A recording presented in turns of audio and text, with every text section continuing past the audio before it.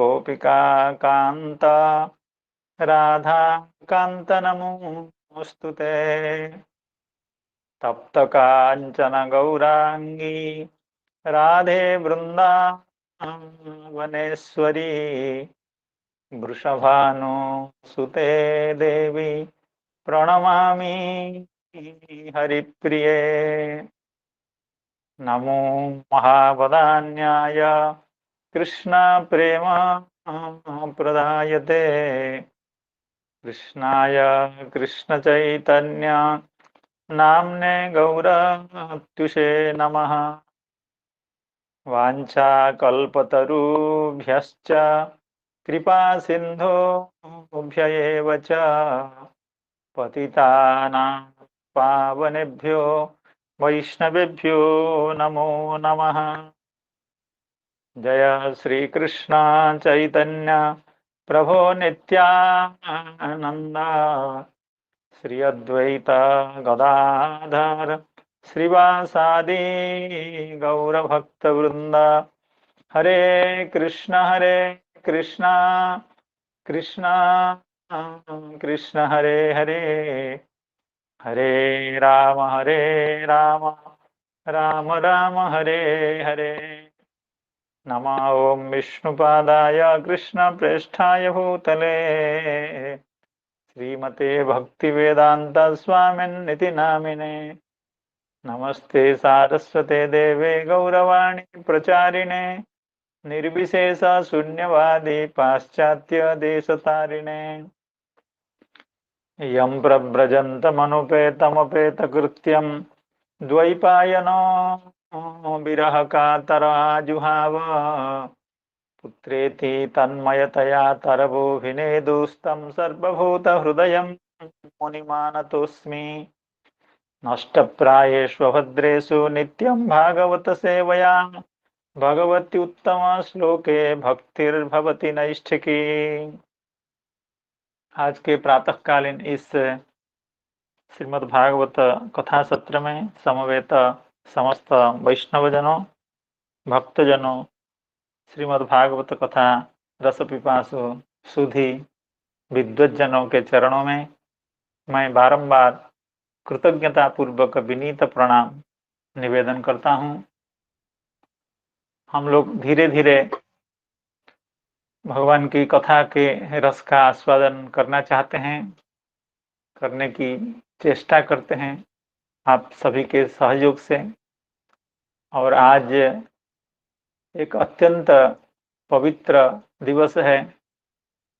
जैसे भगवान का आविर्भाव इस धराधाम में जगत के कल्याण के लिए भक्तों को सुख देने के लिए हुआ था, उसी तरह से श्री राधा रानी का प्राकट्य भी भगवान को सुख देने के लिए हुआ था।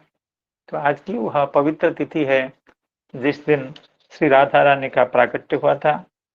तो भक्त लोग तो अपने स्तर पर इस उत्सव को बड़े उत्साह से बड़े ढंग से मनाते हैं। हम लोगों का साधन तो सीमित है, तो हम लोग भी कोशिश करते हैं कि कम से कम श्री राधा रानी के चरणों में दो चार वाक पुष्पोपहार या प्रणति निवेदित हो।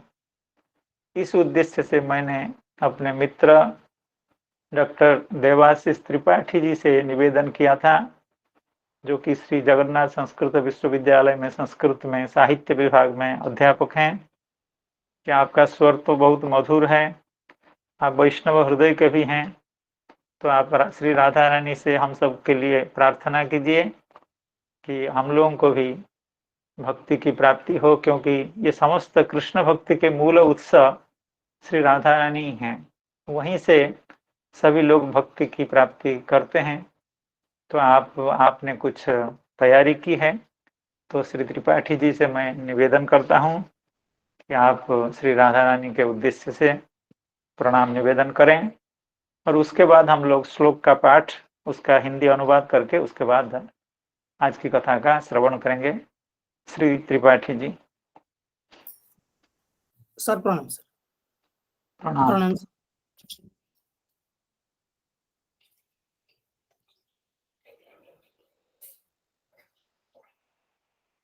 आज के इस पावन अवसर पर सभी आचार्य, सभी महनीय चरित, सभी भक्तों के चरण में प्रणाम करते हुए जैसा आदेश है, श्री राधा रानी की अष्टक का पाठ करने के लिए अभी प्रस्तुत हूँ। जय जय श्री राधे। संसार दावा नललीडलोक त्राणाय कारुण्य घना घनत्वम् प्राप्तस्य कल्याण गुणार्णवस्य वन्दे गुरो श्रीचरणारविन्दम्।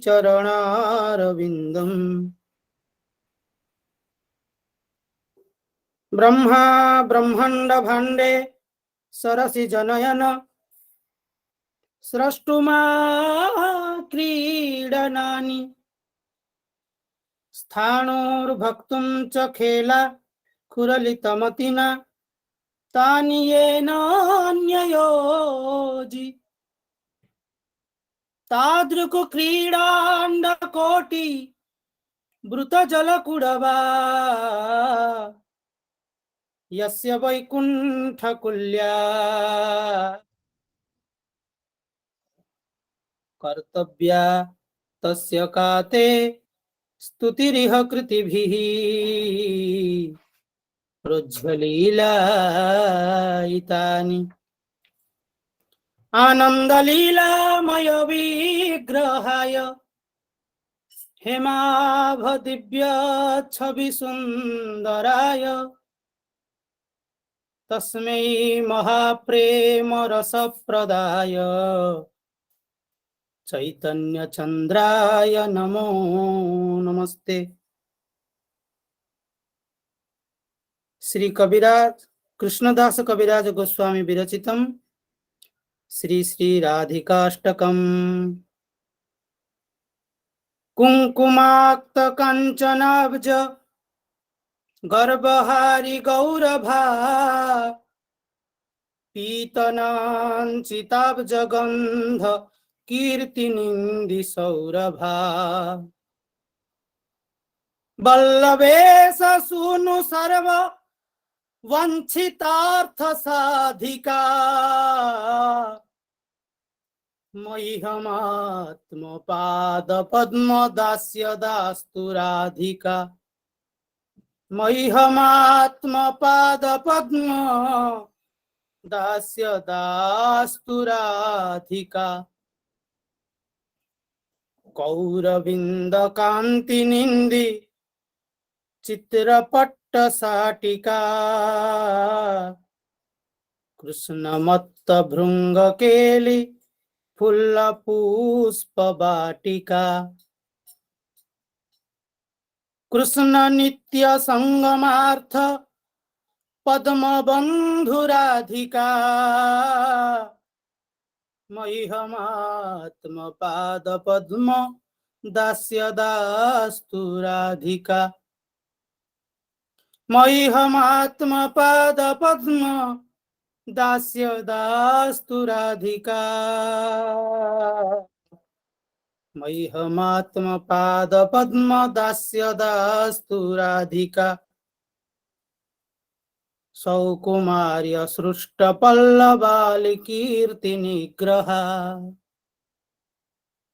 चंद चंदनोत्पलेन्दु सेव्य शीत विग्रहा स्वाभिमर्श वल्लभीश कामतापवाधिका मह्यमात्म पाद पद्म दास्य दास्तु राधिका विश्ववन्द्य यौवताभि वंदिता पिया रमा रूपनव्य यौवनादि संपदा नयत्समा शीलहार्दलीलया च सायतोऽस्ति नाधिका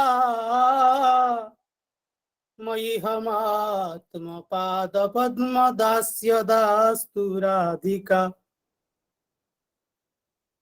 रासलास्य गीतनर्म सत्कलाली पंडिता प्रेम रम्य रूप वेश सद्गुणाली मंडिता विश्वनव्य गोपयोषि दालितोऽपि याधिका मह्यमात्मपादपद्म दास्य दास्तु राधिका नित्यनव्य रूप केली कृष्ण भाव संपदा कृष्ण राग बंध गोप यौवते सुकंपदा कृष्ण रूप बेस केली लग्न सत समाधिका मह्यमात्म पाद पद्म तस्य दास्तु राधिका मह्यमात्म पाद पद्म दास्य दास्तु राधिका मह्यमात्म पाद पद्म दास्य दास्तु राधिका स्वेद कंप कंटकाश्रु गदगदादि संचिता मर्ष हर्ष भामतादि भावभूषणांचिता कृष्ण नेत्र तोषि रत्न कृष्ण नेत्र तोषि रत्न मंडनालिदाधिका मह्यमात्म पाद पद्म दास्य दास्तु राधिका मह्यमात्म पाद पद्म दास्य दास्तु राधिका या क्षणार्ध कृष्ण विप्रयोग संततोदिता नेक दैन्य चापलादि भाव वृंद मोदिता यत्न लब्ध कृष्ण संग निर्गताखिलाधिका मह्यमात्म पाद पद्म दास्य दास्तु राधिका मह्यमात्म पाद पद्म दास्य दास्तु राधिका मह्यमात्म पाद पद्म दास्य दास्तु राधिका अष्टकेन यस्त्वनेन नौति कृष्ण बल्लभा दर्शनेऽपि शैलजादि जोषिदालि दुर्लभाम् कृष्ण संग नंदितात्म दास्यसि धुभाजनम् तं करोति नंदितालि संचयासु साजनम् कृष्ण संग नंदितात्म दास्य सिधुभाजनम्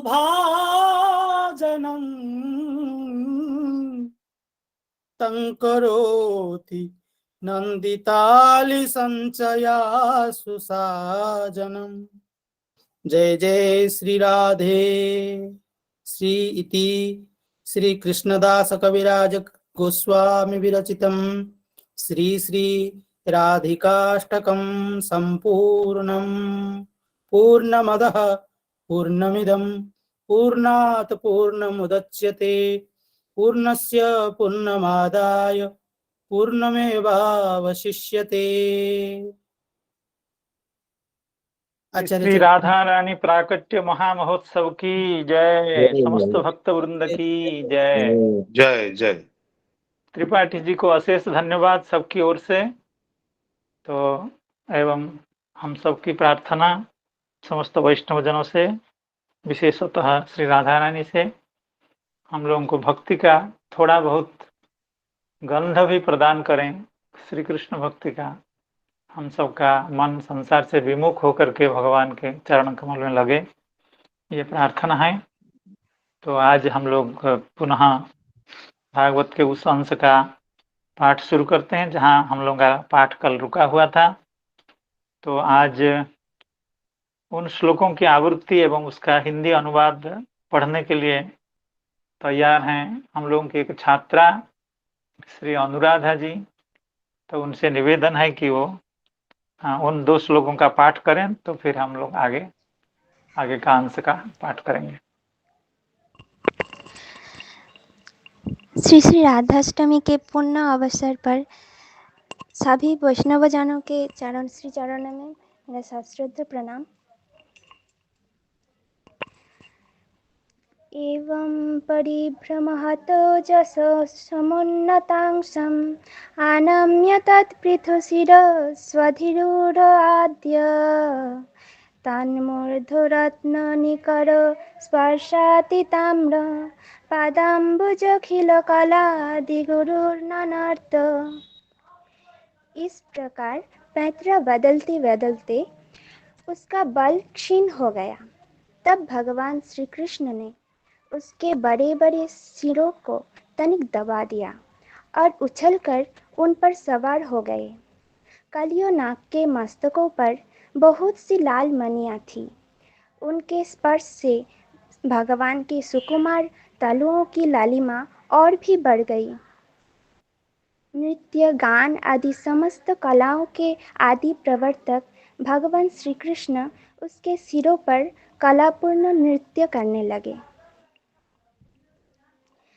तं नर्तुमुद्यतमवीक्ष्य तदा तदीय गन्धर्वसिद्धसुरचारणवे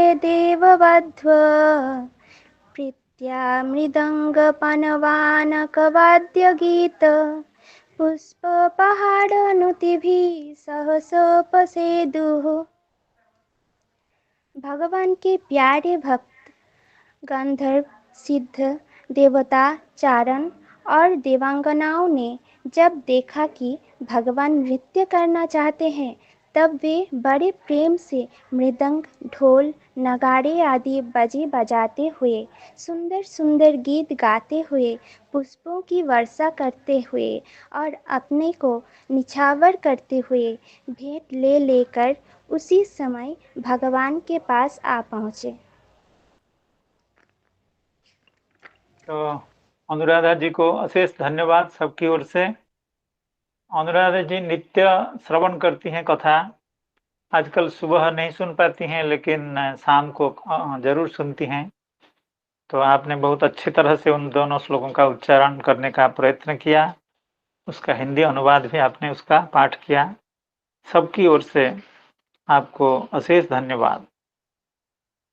तो आप सबकी अनुमति लेकर के हम आगे के पद्यों को समझने का प्रयास करते हैं। यद् यच्छिरो न नमतेङ्ग सतैकशीर्ष्णा स्तत्तन्ममर्दा खलदण्डधरोङ्घ्रिपातैः क्षीणायुषो भ्रमतौल्वणमास्यतोऽश्रुम् नस्तोपमन् परमकस्मलमापनागः।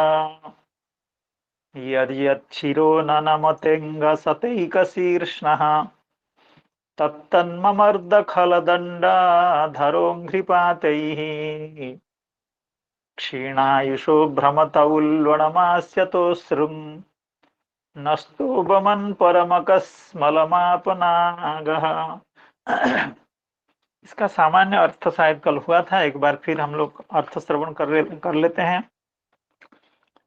इस श्लोक में 2 वाक्य है, अर्थात इसमें 2 विषय प्रतिपाद्य हैं, 2 बातें कही गई हैं। एक तो यही है कि तत्तत ममर्द, अर्थात भगवान श्री नंदन ने कालिय के उन फणों को मर्दित किया, यानी उसमें अपने चरणाघात से उनको व्यथित किया एवं नियंत्रित किया। किन कालिय के किन फणों को?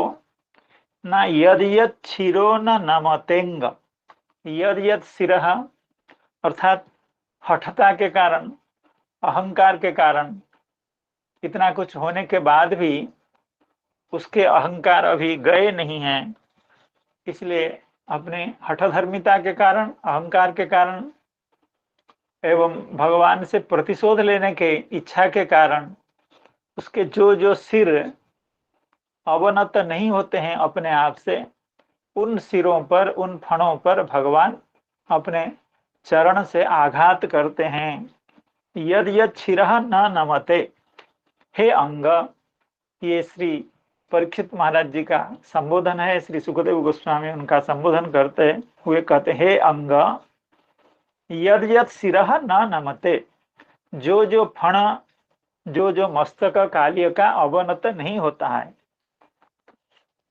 सतैक शीर्ष्णः, सतैक शीर्ष्णः का मतलब है कि जिसके सत शीर्ष मुख्य हो। एक शब्द का अर्थ है यहाँ मुख्य। सतानि सतम एकानि शीर्षाणि यस्य, श्रीधर स्वामी पाद इस पर कहे हैं।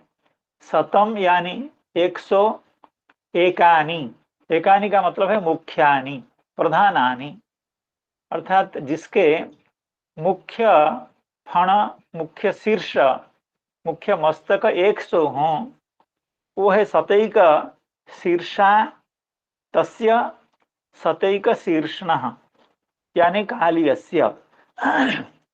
और कैसा वो है? क्षीणायुषः, जिसकी आयु गत प्राय हो गई है, जो लगभग मूर्त प्राय हो गया है, फिर भी भ्रमतः, फिर भी कोशिश कर रहा है कि मैं इस बालक का प्राण नाश कर पाऊं। तो सतैक शीर्ष्णः षष्ठी एकवचन, क्षीणायुषः षष्ठी एकवचन, भ्रमतः भ्रमण कर रहा है जो कालिय उसका। जो जो सिरः न नमते, जो जो सिर अवनत नहीं होता है, तत्तत ममर्द, उस सिर पर भगवान अपने चरण का आघात करते हैं। कैसे? अंघ्रिपाते ही ममर्द, अपनी चरणपात के द्वारा, अपनी चरण आघात के द्वारा उस शीर्ष को, उस मस्तक को, उस फणों को भगवान मर्दित करते हैं, यानी व्यथित करते हैं, उसको पीड़ित करते हैं, उसको आहत करते हैं। क्योंकि भगवान खल दंडधरः, इसी के लिए भगवान का अवतार हुआ है। भगवान खलों को दंड देने वाले हैं। खल दंडधरः, एक वाक्य ये हो गया, अर्थात भगवान ने उसका मर्दन किया, उसके मस्तक का मर्दन किया अपने अंघ्रिपात के द्वारा। एक बात यह हो गई। दूसरी बात यह है कि वह नाग परम कस्मलम आप, अर्थात उस नाग को बहुत बड़ा संकट आ गया, बहुत बड़ी व्यथा उसके सिर पर या उसके समग्र शरीर में बहुत बड़ी व्यथा, बहुत बड़ी वेदना, मृतप्राय स्थिति उसकी आ गई। क्यों? ना आस्यतः और नस्तः, आस्य से यानी मुख से, नस्तः अर्थात नासिका से, उल्वणम अश्रिक वमन, उल्वण अश्रिक यानी रक्त, खून प्रवाहित हो रहा था उसके मुख से एवं उसके नासिका से प्रचुर मात्रा में रक्तपात हो रहा था, इसलिए वह परम कस्मलम आप। तो ये दो चीजें हैं इस पद्य में कही गई हैं। अब इस पर श्री चक्रवर्ती पाद एवं श्रीधर स्वामी पाद क्या कह रहे हैं? सतम एकानि मुख्यानि शीर्षाणि यस्य, सतम, सतम शीर्षाणि, कैसे शीर्षाणि? एकानि यानी मुख्यानि, एक शब्द का अर्थ है मुख्य, अर्थात जिसके 100 मुख्य मस्तक हों, तस्य, क्षीणायुषोपि पुनः भ्रमतः, यद्यपि वह मृतप्राय हो गया है, फिर भी जैसे वीर लोग अंतिम दम तक अपनी चेष्टा को जारी रखते हैं शत्रु का आघात करने के लिए, तो उसी तरह से वह मृतप्राय होने पर भी कालिय अभी भी भ्रमण कर रहा है एवं भगवान की ओर अपनी कोप दृष्टि से भगवान को देख रहा है, ताकि संभव हो तो भगवान को चोट पहुंचाया जाए, उनका प्राण ले लिया जाए। क्षीणायुषोपि पुनः भ्रमतः यत् यत् शिरः न नमते स्तब्धतां न जहाति, जो जो मस्तक न नमते यानी स्तब्धता को नहीं छोड़ रहा है, मस्तक यानी हठ को नहीं छोड़ रहा है, अपनी जिद को नहीं छोड़ रहा है, अर्थात भगवान को आघात करने के लिए अभी भी तैयारी कर रहा है। नृत्य छलेना अंघ्रिपाते ही तत्तत ममर्द, ऐसे लोगों को तो लग रहा है कि भगवान नृत्य कर रहे हैं, तो नृत्य के ब्याज से, नृत्य करने के बहाने से भगवान उसको नियंत्रित कर रहे हैं, उसके मस्तक का मर्दन कर रहे हैं, उसका मस्तक को चोट पहुंचा रहे हैं, आघात पहुंचा रहे हैं। तदाच, अर्थात इस वाक्य को अलग करने के लिए श्रीधर स्वामी पाद कहते हैं तदाच, तो ऐसा जब भगवान करते हैं, उसके मस्तक पर अपने चरण का आघात करते हैं, तदाच आस्यतः मुखेभ्यः, आस्यतः का मतलब मुखेभ्यः, नस्तः यानी नासिका विवरेभ्यः अश्रुक रुधिरम बमन, रुधिर का बमन करते हुए वह कालिय परम कस्मलम आप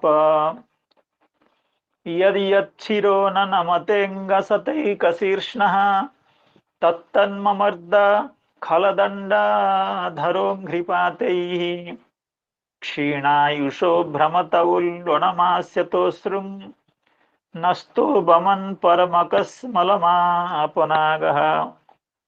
श्री चक्रवर्ती पाद इसमें और कुछ विशेष बात नहीं कह रहे हैं,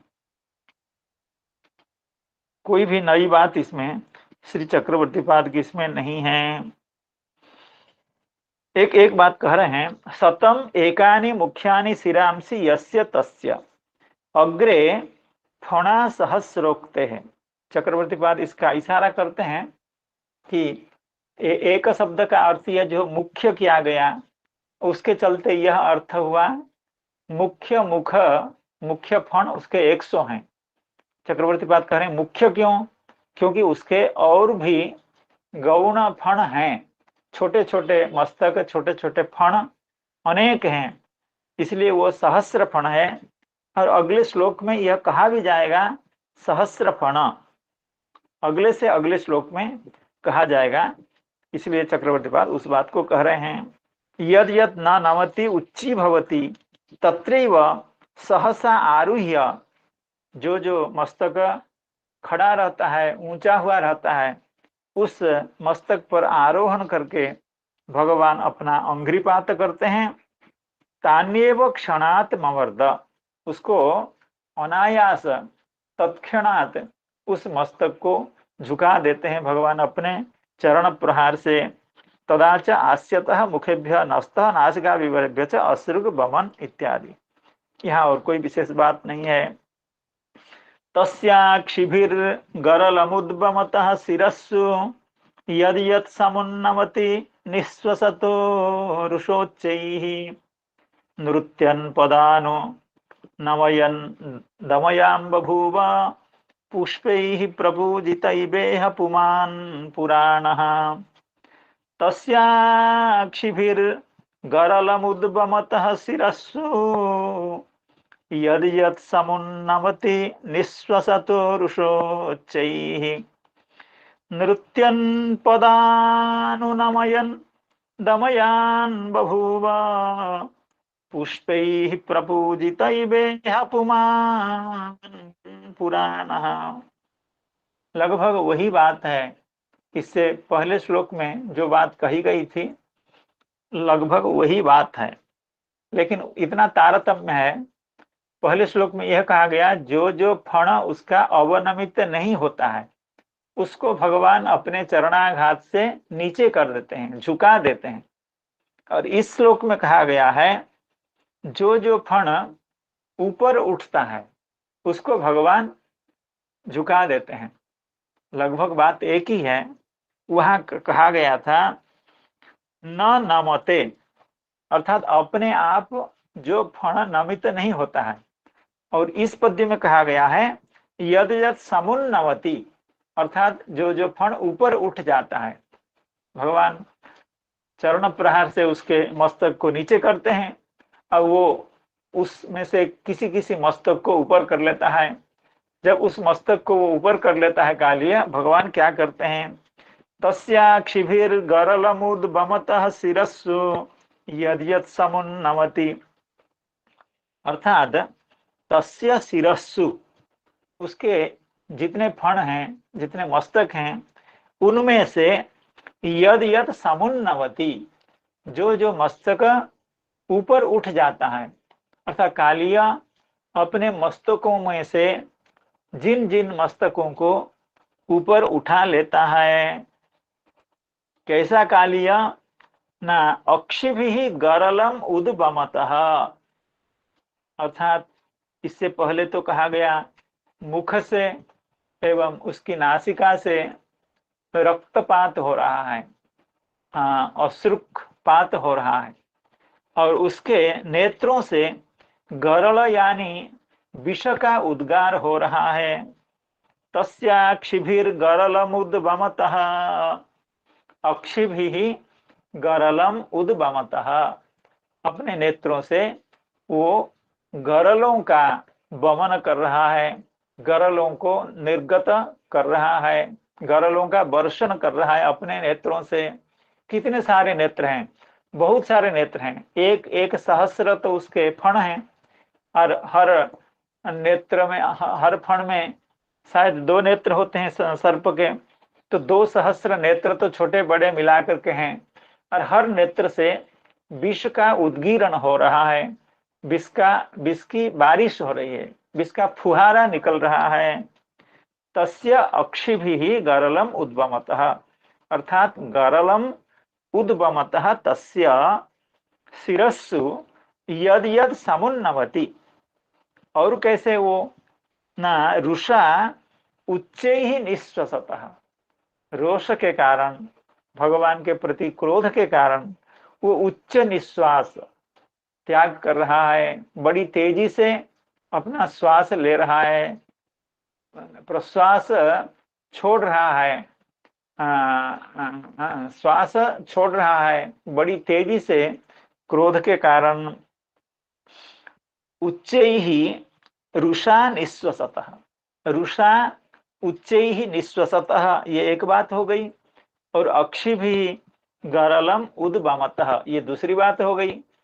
ऐसा जो कालिय तस्य शिरस्सु यद यद समुन्नवति, जो जो सिर ऊपर उठ जाता है, भगवान क्या करते हैं नृत्यन पदानुनमयन, भगवान नृत्य की मुद्रा में नृत्य करते हुए ब्रजवासियों को आनंद देते हुए, गंधर्व सिद्ध मुनि चारण देव वधुओं को सुख प्रदान करते हुए, पदा नृत्यन पदा अनुनवयन, नृत्य करते हुए अपने चरणों से उसके मस्तक को अवनत कर देते हैं, झुका देते हैं। ऐसा करके भगवान दमयाम बभूव, अर्थात दमयाम बहू का मतलब है उसका दमन किए, भगवान उसको दमित किए, उसके अहंकार को दूर किए एवं उसको भगवान ने नियंत्रित किया, यानी झुका दिया। लेकिन श्रीधर स्वामी पाद इसका अर्थ करते हैं दमयाम बभू माने उसका हितम चकार, क्योंकि भगवान के चरण रज को प्राप्त करने के लिए, साक्षात चरण रज नहीं, चरण स्पृष्ट जो रज, चरण में विद्यमान रज वो तो दूसरी बात है। भगवान का चरणपात हुआ हो जिस रज में, जिस धरती पर उस रज को प्राप्त करने के लिए ब्रह्म रुद्रादि भी बड़ी बड़ी तपस्या करते हैं। तो ऐसे भगवान के सुकोमल श्री चरण को कालिया ने अपने सहस्त्र फणों के ऊपर धारण किया। ये कितना बड़ा सौभाग्य हो सकता है। इसलिए दमयाम बभूव इस शब्द की व्याख्या करते हुए श्रीधर स्वामी प्राप्त कहते हैं हितम चकार, इससे बड़ा हित और क्या हो सकता है। भगवान के चरण कमल दर्शन से लोग पवित्र होते हैं, धन्य होते हैं। अब उन्होंने अपने मस्तक में भगवान के चरण कमलों को इतना देर तक धारण किया और भगवान बार बार उसके चरण मस्तक को आघात कर रहे हैं। तो इच्छा करके अपनी कोशिश से भगवान आघात कर रहे हैं। तो ऐसा सौभाग्य और किसका हो सकता है। इसलिए कहते हैं पुष्पैः प्रपूजित इवेह पुमान पुराणः। तो जब भगवान ऐसी लीला कर रहे थे, ऐसा नृत्य कर रहे थे, तब पुष्पैः प्रपूजित अर्थात पुष्पों के द्वारा अर्थात देवताओं के द्वारा आकाश से पुष्पों का वर्षण किया जा रहा था। कल हम लोग श्रवण किए थे प्रीत्या मृदंग पणवा नकवाद्य गीत पुष्पोपहार नुतिभिः, अर्थात देवतागण भगवान के ऊपर पुष्प का वर्षण कर रहे थे। तो भगवान पुष्पों से प्रपूजित हो रहे थे, विशेष रूप से भगवान अभ्यर्चित हो रहे थे। और इबेह पुमान पुराण, इसकी कई तरह की व्याख्या श्रीधर स्वामी पाद कर रहे हैं। कहते हैं कि पुराण पुमान इव गोपैर दृष्ट, क्योंकि ब्रजवासी तब तक थोड़ा सा संभल गए हैं, उनकी मूर्छावस्था में कमी आ गई है, वो मूर्छा से थोड़ा थोड़ा जाग उठे हैं।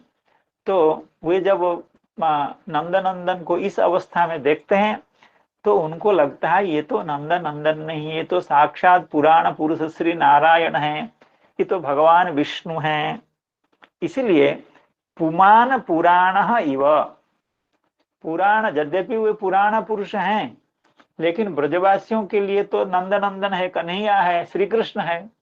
लेकिन भगवान की इस लीला को देख करके, भगवान के इस तरह से कालिय के मस्तक पर निर्भीक होकर के नृत्य करने की लीला को देख करके वे समझ रहे हैं ये तो पुराण पुरुष जैसे लग रहा है, ये तो साक्षात नारायण जैसे लग रहा है।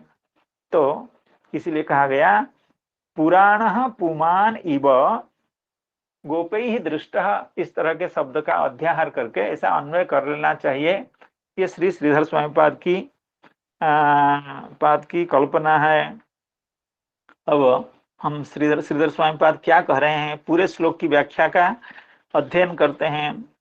पुनः अपि रुषा उच्चैः निःश्वसतः, फिर से वो कालिय मान नहीं रहा है, भगवान उसको नियंत्रण करने की बार बार कोशिश कर रहे हैं, लेकिन भगवान के स्वामित्व को, भगवान के सर्वेश्वरत्व को, भगवान के पारमैश्वर्य को वो स्वीकार करने के लिए तैयार नहीं है। अभी भी उसके दिल में, उसकी बुद्धि में यह है कि मैं अभी भी इस बालक को आघात कर सकता हूँ, इसका प्राण नाश कर सकता हूँ। इसलिए पुनः अपि रुषा उच्चैः निःश्वसतः, क्रोध के कारण वो उच्च निश्वास, दीर्घ निश्वास त्याग कर रहा है। पुष्पैः प्रपूजिता इव, प्रपूजितः, पुष्पों से प्रपूजिता। पहले जैसे कहा गया था कि गंधर्व सिद्ध चारण आदि के द्वारा भगवान पुष्पों से प्रपूजित हो रहे हैं। यद्वा गंधर्वादिभिः पुष्पैः प्रपूजितः गोपैः पुराण पुमान इव दृष्ट इति। ये श्रीधर स्वामी पाद बड़े अच्छे ढंग से इसकी व्याख्या कर देते हैं। गंधर्वादिभिः पुष्पैः प्रपूजितः, गंधर्वादियों के द्वारा आकाश से पुष्पों की वर्षा की जा रही है, इसलिए गंधर्वादियों के द्वारा पुष्पों से प्रपूजित भगवान हैं।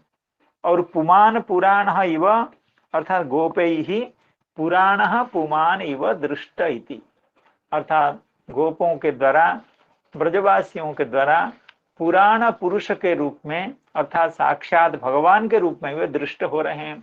यद्यपि ब्रजवासियों को आदत नहीं है कन्हैया को भगवान के रूप में देखने का, यद्यपि कन्हैया साक्षात परम पुरुष हैं, आदि पुरुष हैं, पुराण पुरुष हैं, लेकिन वो इस भगवान के इस स्वरूप से वे अभ्यस्त नहीं है। लेकिन अब उनको बरबस ऐसा सोचना पड़ रहा है, ऐसा समझना पड़ रहा है कि यह तो केवल कन्हैया नहीं है, ये तो पुराण पुरुष है। तो इस तरह की व्याख्या श्रीधर स्वामी पाद कर रहे हैं। यदवा इव शब्द को पुष्पे ही प्रपूजित इव इधर ला करके भी व्याख्या कर रहे हैं। पुष्पे ही प्रपूजित इव प्रसन्न हसन। अच्छा, यद्यपि कालिय के मस्तक में भगवान नृत्य कर रहे हैं, कालिय उनको आघात करने की कोशिश भी कर रहा है, लेकिन भगवान को लग रहा है कि मैं तो प्रपूजित हो रहा हूँ। प्रपूजित होने से भगवान को जैसे आनंद हो रहा है, उसी आनंद से भगवान उसी आनंद के साथ, उसी तरह के हर्ष प्रकर्ष के साथ भगवान कालिय के मस्तक पर नृत्य कर रहे हैं।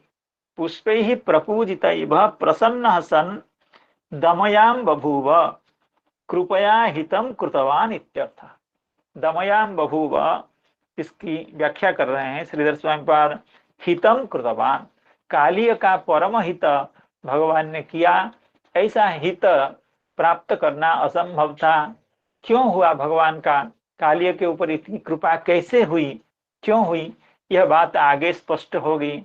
कालिया ने इतना सत्कर्म किया तो नहीं था कभी, लेकिन भगवान की कृपा उसके ऊपर हो गई, तो उसका कोई ना कोई कारण हो। बिना कारण भी भगवान कृपा करते हैं, लेकिन यहाँ क्या कारण है, कालिय के ऊपर भगवान की यह क्यों कृपा हुई, ये धीरे धीरे बात अगले पद्यों के माध्यम से स्पष्ट होगी। श्री चक्रवर्ती पाद इस पर कह रहे हैं, तस्य शिरस्सु मध्ये यत यत समुन्नवति तत्तदेव पदा पाद प्रहारेण अनुनवयन् तस्मिन् अवसरे हृष्टैः गन्धर्वादिभिः वृष्यमाणैः पुष्पैः प्रपूजितैव प्रसन्नः सन् तेषामेव हितार्थम दुष्टम तम दमयाम बभूव। यहाँ थोड़ा सा चक्रवर्ती पाद दूसरी तरह से बात कह रहे हैं।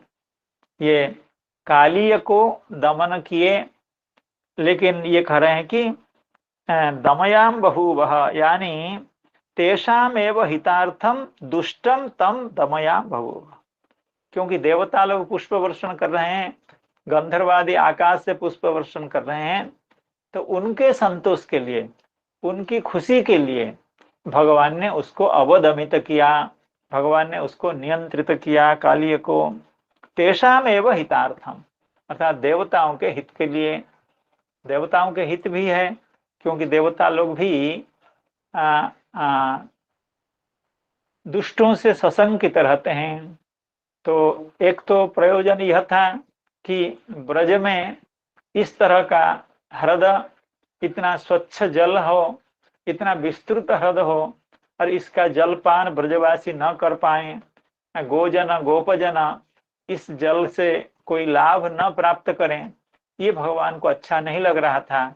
इसलिए निर्विषम उदकम कर्तुम, अर्थात काली हृदय के उदक को, जल को निर्विष करने के लिए भगवान ने यह लीला की।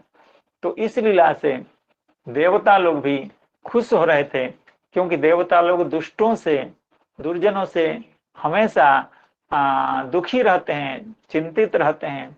और दूसरी बात है, भगवान की इस तरह के नृत्य को देख करके भी देवता लोग अत्यंत आनंदित हो रहे थे। इसलिए तेषामेव हितार्थम दुष्टम तम दमयाम बभूव।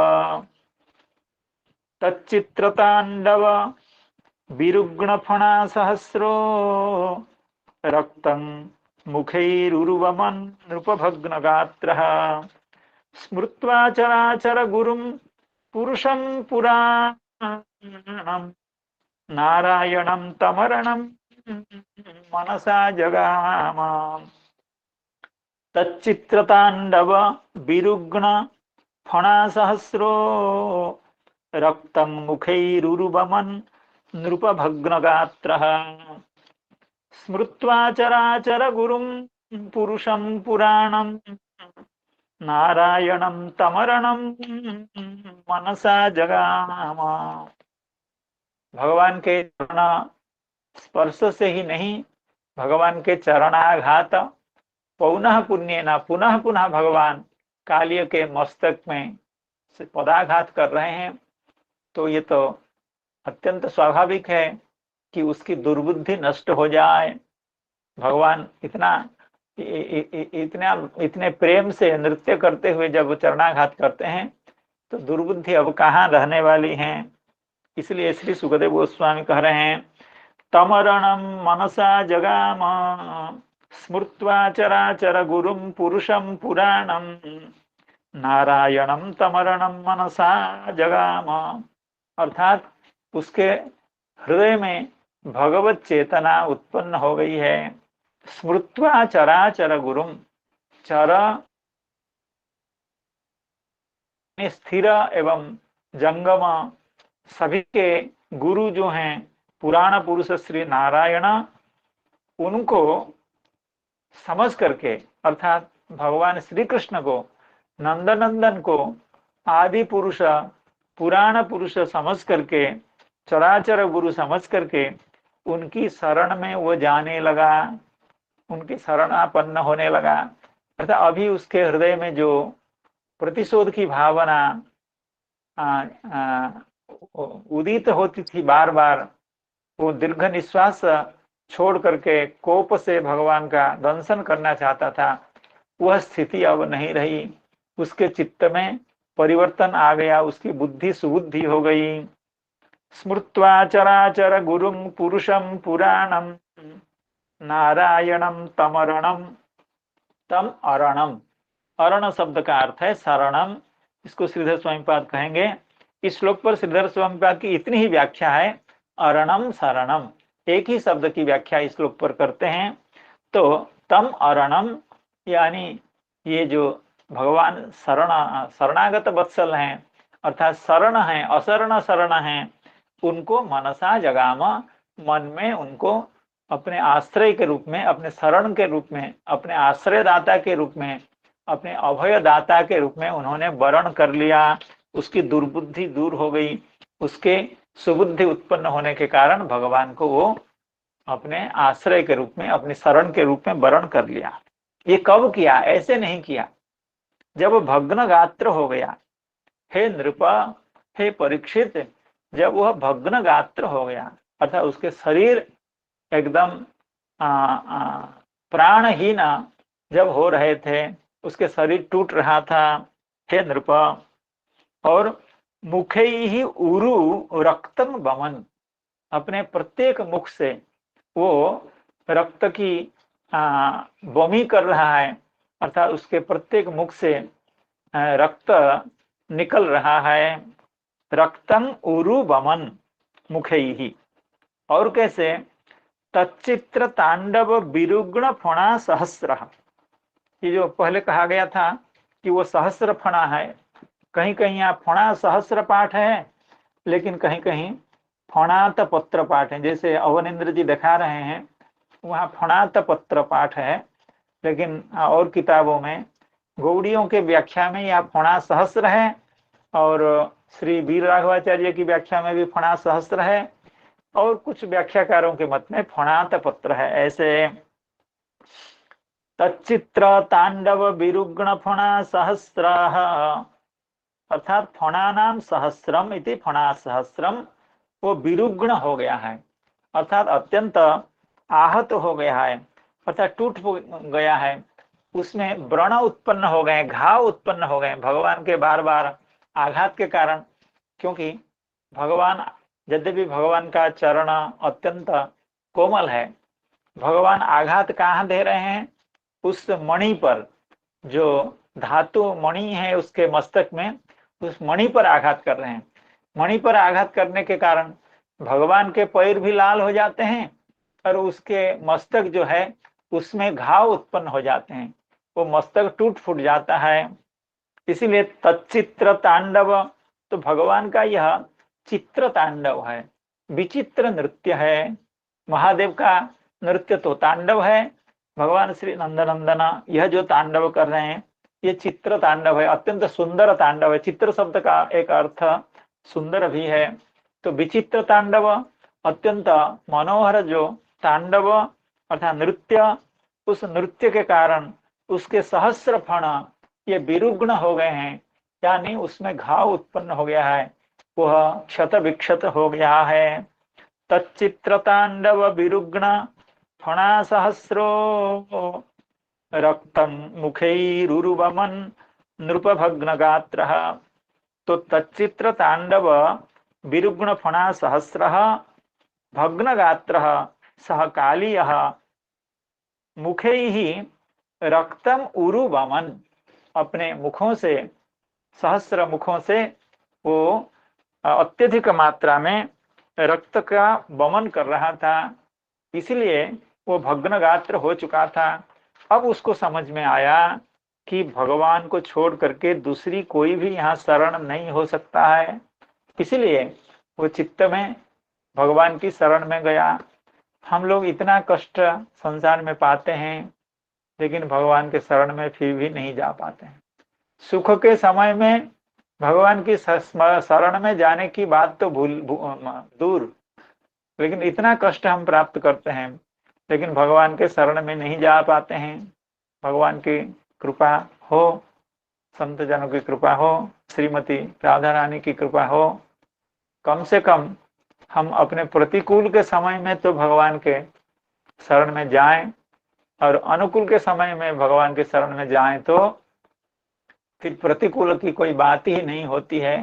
भगवान इतने कृपालु हैं, भक्तों को अपने समस्त विपत्तियों से बचा लेते हैं। तो इसलिए जब वो भग्न गात्र हो गया, उसको लगा कि इस संसार में मेरी स्थिति अब आगे नहीं होने वाली है, मेरा प्राण संकट में आ गया है, मैं अब मरने वाला हूँ। तो इस अवस्था में वो भगवान की शरण में गया। स्मृत्वा चराचर गुरुम पुरुषम पुराणम नारायणम तमरणम मनसा जगाम। तो इस पर तो श्रीधर स्वामी पाद की कोई व्याख्या नहीं है। अरणम शरणम, बस इतना कह करके श्रीधर स्वामी पाद मुक्त हो गए हैं। लेकिन इस पर चक्रवर्ती पाद कुछ जरूर कह रहे हैं।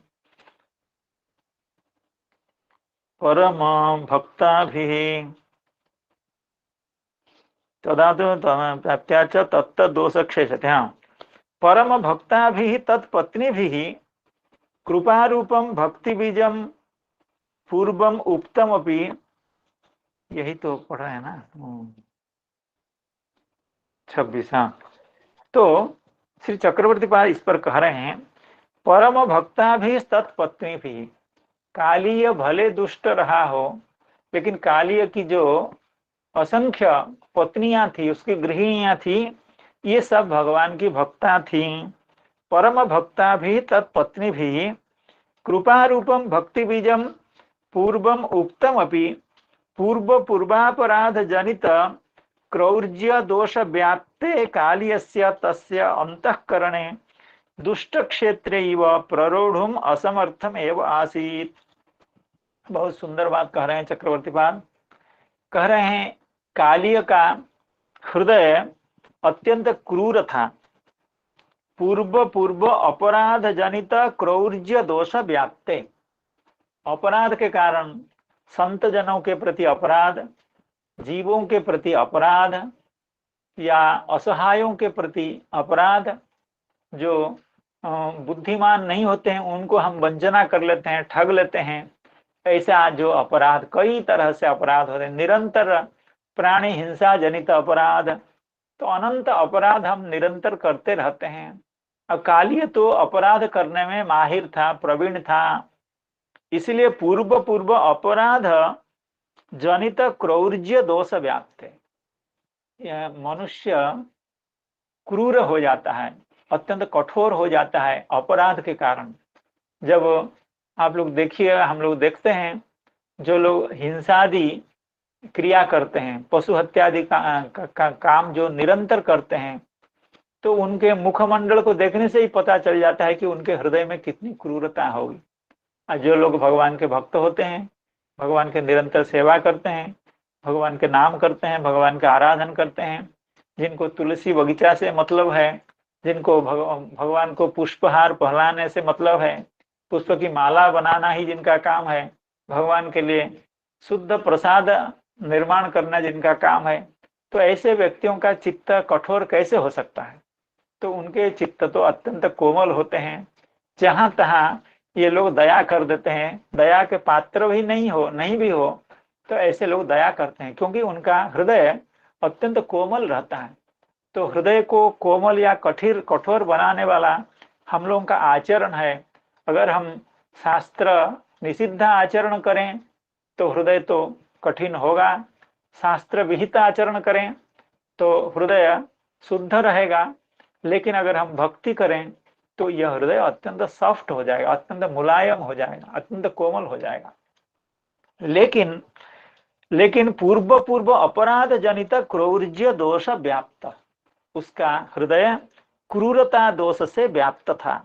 तस्य अंतःकरण, वो जैसे दुष्ट क्षेत्र, ऐसी जमीन हो, पत्थर जैसा जमीन जहाँ बारिश नहीं होती हो, या जहाँ की मिट्टी अत्यंत कठिन हो, वहां पर आप बढ़िया से बढ़िया बीज डालें तो भी वहां अंकुरोद्गम नहीं होता है, वह बीज निष्फल चला जाता है। उस बीज से पौधे के उगने की संभावना नहीं रहती है। उसी तरह से कालिय की पत्नियां ये सब भक्ता थी, ये बार बार भगवान के बारे में कालिय को समझा रही थी, कई बार भगवान की कथा को इन्होंने सुनाया, लेकिन उसका कोई भी प्रभाव कालिय के ऊपर आज तक नहीं पड़ता रहा। परम भक्ता भी तत्पत्नी भी कृपा रूपम भक्ति बीजम पूर्वम उक्तम अपि, उसकी पत्नियों ने ही कृपा रूप भक्ति बीज, अर्थात भक्ति का जो बीज, अर्थात भगवान की कृपा जो कि भक्ति का बीज है, इस तरह के भक्ति के बीज का बारंबार उसके हृदय में वपन करने के बाद भी उसके हृदय में भगवान के प्रति कोई ममता या कोई भक्ति उत्पन्न हो नहीं रही थी। लेकिन आज वह समय आया है, वो भक्ति का बीज नष्ट नहीं होता है, भक्ति बीज पलटे नहीं, जाए जुग अनंत, ऐसा कहा गया है। तो वो भक्ति बीज आज अत्यंत सुअवसर प्राप्त करके अपनी यह दुस्थिति में उसकी भक्ति बीज अब अंकुरित हो रहे हैं, और कैसे वो भगवान के शरणापन्न हो रहा है, एवं उसकी पत्नियां भी भगवान के प्रति कितनी कृतज्ञ हो रही हैं, इस बात को हम लोग अगली कक्षाओं में श्रवण करेंगे। हरे कृष्णा कृष्णा कृष्णा हरे हरे, हरे राम राम राम हरे हरे। जय जय ग्रंथराज श्रीमद् भागवतम की जय, उपस्थित समस्त वैष्णव भक्त वृंद की जय।